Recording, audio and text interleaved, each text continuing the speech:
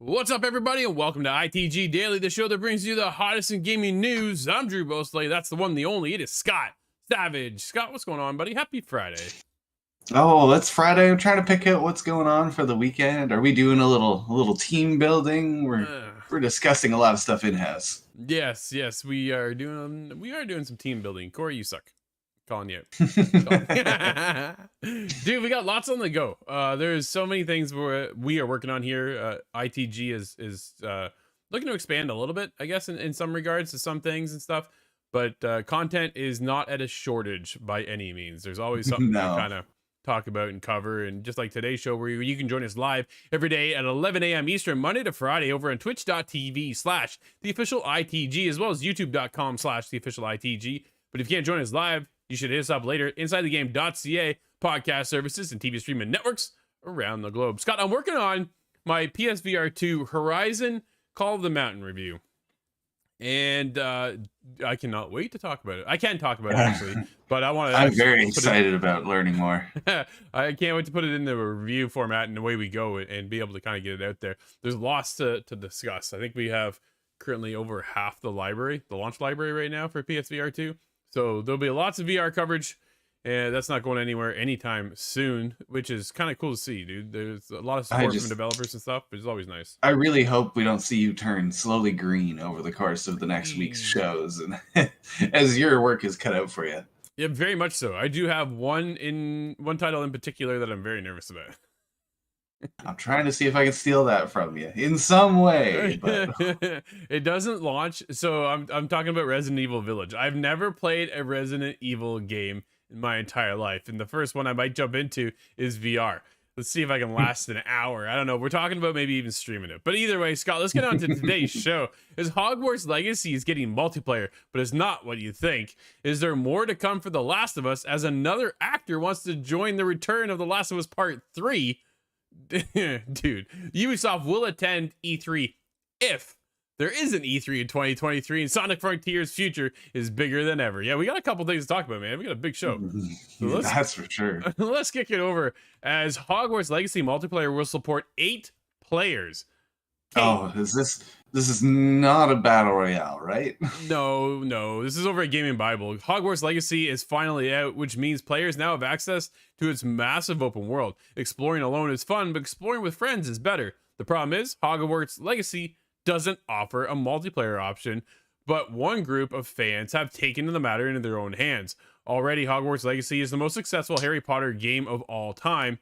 Fans are already hailing Hogwarts Legacy as Game of the Year material, with many saying that Hogwarts is their favorite game location to date. Scott. That is awesome. There is also an appetite, though, for multiplayer. Without a doubt. I know my son, in particular, Garrett, was like, yo, I'd love to have a multiplayer here to hang out with my friends.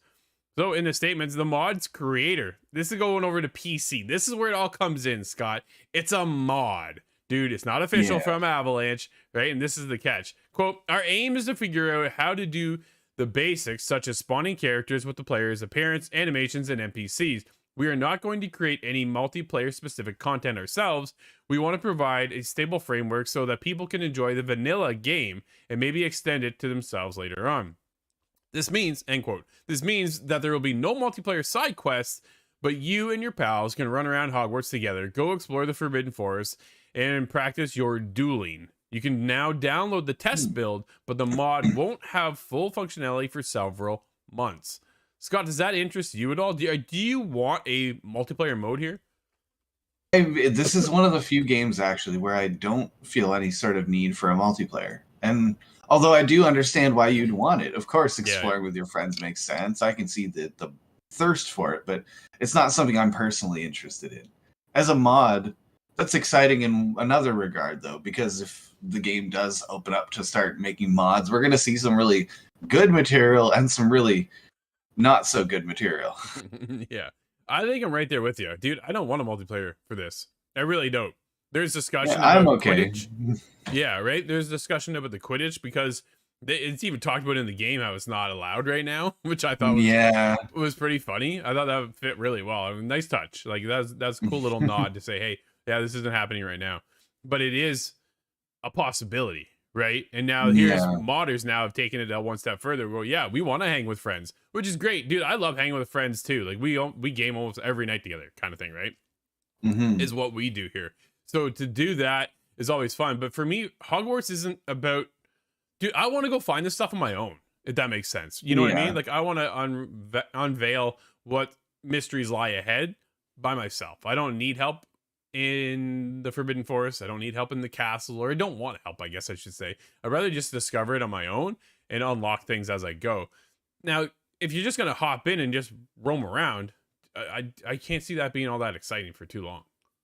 Yeah, well, then again, that's kind of how the GTA 4 multiplayer took off. You beat me too. All you're doing is running around.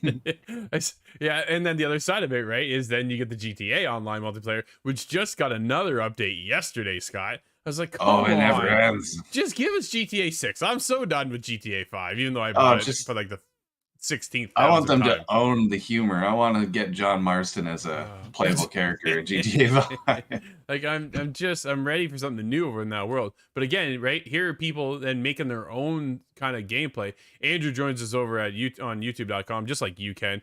At the official ITG says multiplayer modes would be welcome for arenas and Quidditch. Absolutely, Andrew. I think that's where the multiplayer side of it could really shine, but I think that has to come from Avalanche themselves, not the mods, right? The mods are looking just to bring you all in at a party of 8 and let you kind of go and have free roam and enjoy.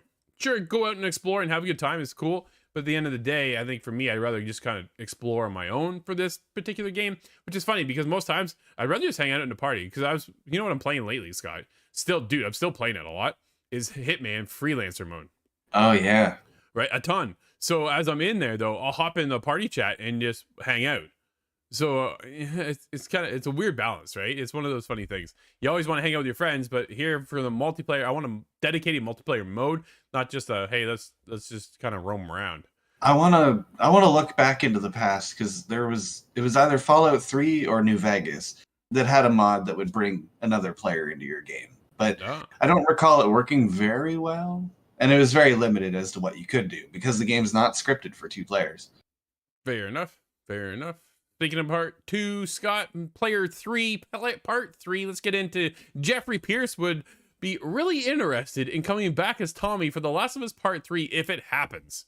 This is David over at PSU. Many PlayStation players are familiar with Jeffrey Pierce, who played Joel's brother Tommy in The Last of Us Part 1 and Part 2. Rumors have been swirling that Naughty Dog intends to make another game in the series. What would be The Last of Us Part 3?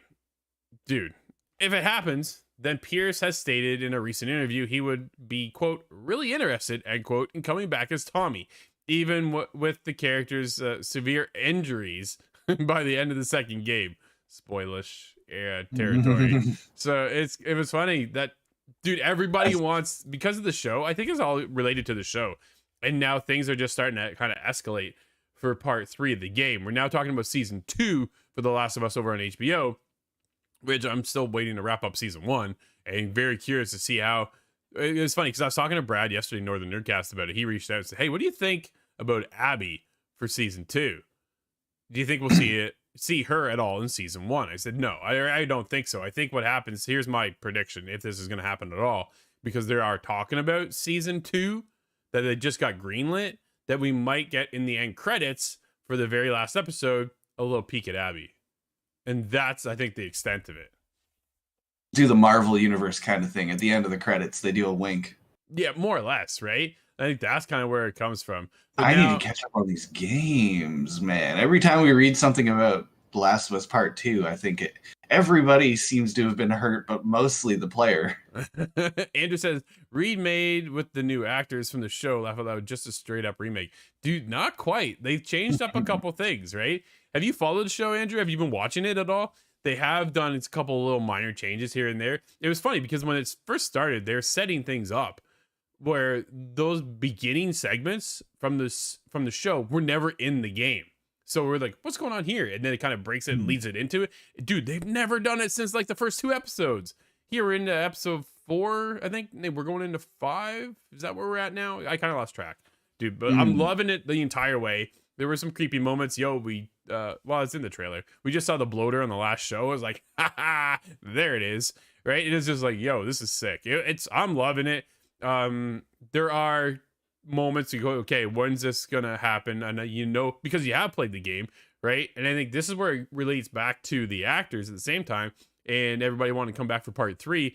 The success of the show has started to elevate The Last of Us on a bigger trajectory moving up. So oh yeah, it's right in the public eye now. Exactly. Don't mind my highway noises. So dude, I think it's only a matter of time when we get 3. We talked about Naughty Dog working on something else. So now we're going to get a part 3 eventually. I think after whatever Naughty Dog is currently working on. The hype of the show is going to bring in season 2, which is I'm looking forward to. Who knows when we get that, because they haven't even started filming, probably more likely in that case. So that's going to be a ways off. Tie us over. Dude, give me the Factions 2. I'm waiting for it. Oh yeah, I was joking about the part 3. It would have been a show turn into a game. The episode 5 now is going on to 6. That's right. Thanks, Andrew. Yeah, dude. It's man, part 3 really leaves a lot of questions too, because we've also talked about what happens in part 3. Now, I'm not gonna get into spoiler territory here at all. If you haven't played part 2, just go play part 2. Within the first 2 hours, it kind of sets up the rest of the game. So from there, even Scott knows. He hasn't even played it. So it's yep. Right. It's one of those. But I felt it, and I had no attachment to the story. I still felt it. So now it's a matter of which way do they go? right? And this is where season 2 kind of comes in for HBO. How do they take that? There's so many questions now over with Naughty Dog and how they want to take the franchise of The Last of Us, because there's a ton of potential still here, obviously, with the show bringing everything around, and then part 2 now, and then we're getting into factions here supposedly this year, Scott. I feel like I've heard that before, though. I know, dude. I know. Like, we're gonna get delayed again. It's got its own storyline. The whole other, man. The more details we can get, like, the sooner the better. Rumors of maybe a state of play. Being hinted on. Dude, I wonder if that's being hinted in the show. Here, so, no, not yet. Anyways, not that I've seen. So, Andrew, if you spotted anything, let me know. But I don't think so. I haven't seen anything as far as factions go for the setup within the show, which would be nice to see anything at this point, because I got my Sense Edge controller and I'm ready to fight it out in Last of Us factions. Very curious to see. It sounds like there's a co-op functionality to it as well. Like, this could be a bit of a survival aspect too. Man, very cool, Scott. You gotta get yourself a PlayStation, dude. I really, really do. Dude, troubled waters with E3 right now, as we've been talking about for like many years at this point. Ubisoft says it will attend E3 if it happens. Andy Robinson over at VGC. Ubisoft has confirmed it intends to attend the revamped E3 Expo in Los Angeles this year. Quote, if it happens, end quote.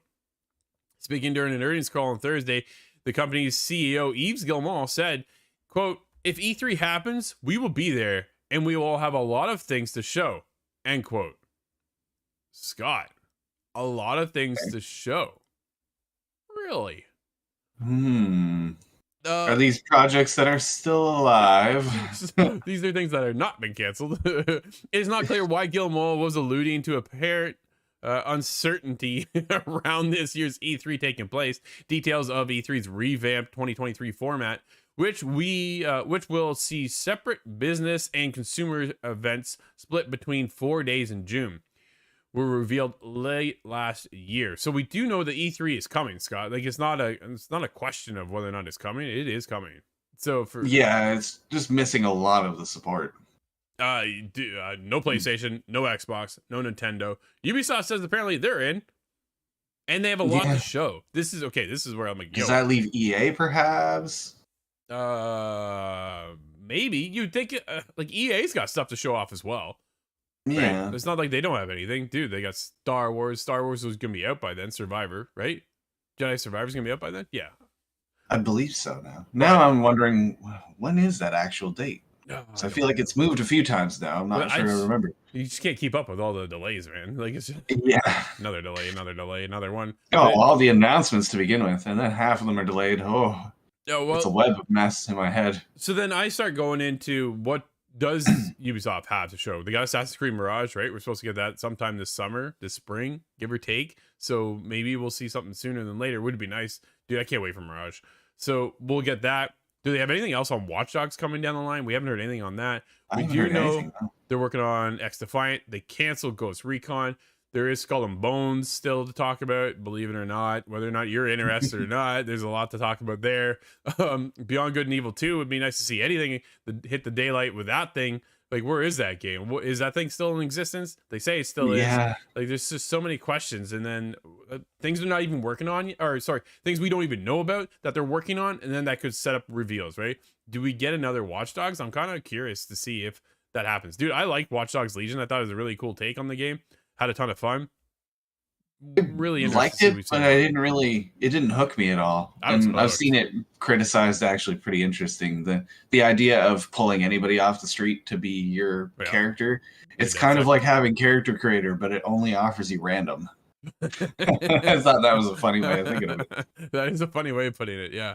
So we'll see. They also have the Crew. The new Crew game is listed, right? They've revealed that. So there's more to see on that. Will we see more Riders Republic? Dude, I sent you that thing yesterday on Riders Republic. Oh, man. Dude, I nearly started the game up. Yo, it was sick. It was cool. It was really cool to see. So, yeah, I don't know. I'm glad to see Ubisoft is coming forward to say, hey, we are going to showcase you something, right? I'm like, thank goodness, man. I want to see what you guys are looking at or working on, because we've seen a lot of people leave Ubisoft to start with and form their own studios. Just like last week, we're talking about 2 companies. Like, there's a lot of people moving along, but there's still a lot to showcase over there. We're getting Anno 1800 on console. Settlers New Allies just launched. We'll be covering that. We just got our codes yesterday, so look for that one if you're into the city builder-esque kind of genre. Man, I love Settlers, so I can't wait. Because I am. Yep. Yeah, absolutely. So there's a lot going on there. There's a lot going on in the world of Sonic, believe it or not. Yeah, I'm shocked too. Sonic Frontiers greatly exceeded Sega's estimates with a lot bigger budgets to future projects. Good enough. That's good to hear. Sonic Frontiers. This is David over at PSU. Sonic Frontiers may not have hit the ground running for everyone, though in Sega's eyes, the game is more of a success than it imagined. Man. In its most recent financial report during the Q&A period, Sega confirmed that the game had actually, quote, greatly exceeded original estimates, end quote. Further on, it then confirmed to be working on more titles like Sonic Frontiers, which likely means a sequel.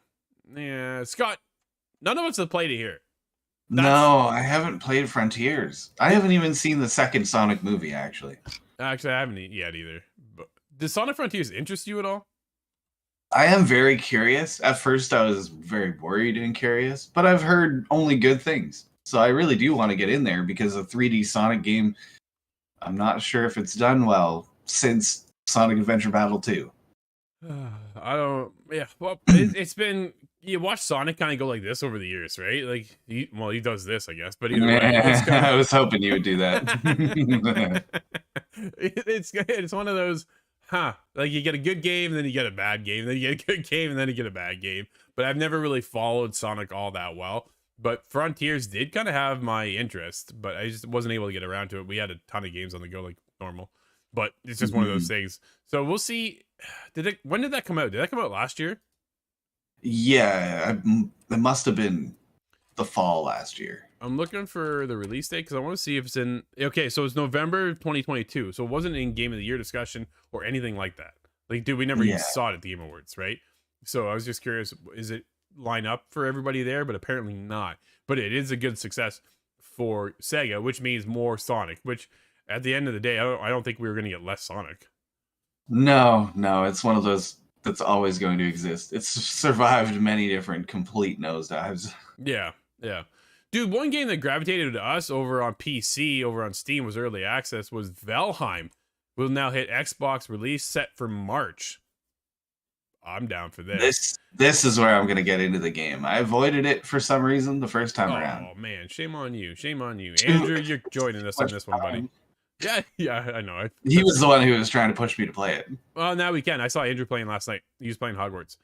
This goes from Stephanie Jackson over VG247. Iron Gate's early access Darling Valheim is coming to Xbox systems in March, according to Embracer Group's latest financial report. The developer announced in June 2022 the Viking survival game would arrive on Xbox One and Xbox Series X and X in spring of 2023. The game is already available through Steam Early Access and PC Game Pass with full crossplay support with Steam. Along with the news, the Ashlands update for Valheim has been teased. Without teasing too much, it was confirmed once again the team is in the pre-production phase and saw fit to show off concept art for the Bone Maw Serpent. So there's that as well. The Ashlands biome. Either way, dude, coming in March, which is just next month. It's my birthday next month. Looking forward to that. Not terribly far away. Not far away at all. Dude, it is, what is today, 17th? Yeah, it's nuts. But here we go again. You know, I look at Valheim, and then I look at Medieval Dynasty. Medieval Dynasty is the third-person one that we have on Xbox, right? And I enjoyed it, but I think this is the one that really kind of is going to pull us in, and we'll be grouping up at night. I wonder how many people can we get in to kind of roll out as a crew? I don't remember. Yeah. Like, I don't recall ever seeing. Is there more? I'm pretty sure. Like, there's got to be more than just yourself, right? Oh, or than just you and me. So. Yeah. Oh, could it be 4? I'm confused with Tribes of Midgar as well because that just kind of flashed and disappeared. That game, yeah, I was looking forward to that. I had high hopes. But... Me too. It did not sit well though. Yeah. The minute, that's a whole other game. But it's one of those things, dude. We could be rolling it. Look at 2, 4, 6. Looks like there's like 6 or 7 of them right there. So we'll see. There's a crew, obviously, you can roll with, and I'm excited because we'll be in here playing too. That's just, I see Nate and Ben and all them getting hooked into playing this one. Oh, yeah, they might be in the space age by the time we get to the game. Dude, I want to get to the next one here real quick because this is cool. PlayStation hosting the free multiplayer weekend in God of War Ragnarok Trial. If for some bizarre reason you have not played God of War Ragnarok, here's your chance. But here's the catch. Sony is hosting a festival of play for PlayStation Plus members, and it kicks off today, which is cool. One of the activities PlayStation Plus members can enjoy is the time frame is God of War Ragnarok demo. From today, if you are a PlayStation Plus Premium or Deluxe member, you will be able to play the first 3 hours of the game. And that is just a small taste of what that game has to offer. So you can get into that. And there's a bunch of other stuff as well. But I wanted to highlight that one because that one's pretty important. If you have not played God of War and you're looking to, if you are a Premium or a Deluxe member, man, their tier structure still bugs me. It's one of those things that allows you to get in and you can absolutely try out the game and not miss one of the best games of last year. Oh, man, if it's anything like God of War 2018, it's going to be 3 hours is not a lot of time. No, 3 hours. I was very easily hitting that in each session. Yeah, that's just one sit down, right? Like, it's just, yeah, it is definitely massive. But for me, it was, oh, no, it's getting dark out. What time is it? Oh. Yeah, absolutely. It's funny how time flies sometimes when we're in here gaming away. Dude, Apex Legends and Titanfall leads form new studio Wildlight Entertainment. Jordan Miller over VGC.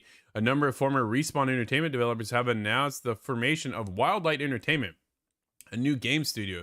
The team, which is almost entirely made up of developers that have previously worked on Apex Legends or Titanfall series, is currently hiring for several senior roles. Scott, will we get a Titanfall like from these guys, or are we going to get something else from the team? I think this is my last hope for anything Titanfall. It's going to be like a similar to an id scenario where we might find these people in their projects as they move on, and that's where the DNA is going to remain. Which is cool to see, right? Everybody's still asking for a Titanfall game, but yet EA just canceled the Titanfall game. It's like, man, there's this Titanfall Apex crossover. Like, what's going on over there? But you know what it is? It kind of reminds me of how my love for Paragon died because Fortnite took over. Here, your love for Titanfall died because Apex took over. So you're in the same boat as me, just from Epic to EA or Respawn, whichever way you want to kind of frame that. But dude, we do have a couple games out today. What do we have, Scott? We have Gigantosaurus Dino Kart on PlayStation 4, 5, Xbox One, X and S, the Switch, and PC. Tales of Symphonia has been remastered. It is now available on the PlayStation 4, Xbox One, and the Switch. And The Settlers New Allies is on PC. And that's going to wrap up today's show, everybody. Thank you for hanging with us. You can always join us live at 11 a.m. Eastern over on Twitch and YouTube. And if you can't join us live, hit us up later inside the game.ca podcast services and TV streaming networks around the globe. Until next week, everybody, I'm Drew. That's Scott. We'll see you inside the game.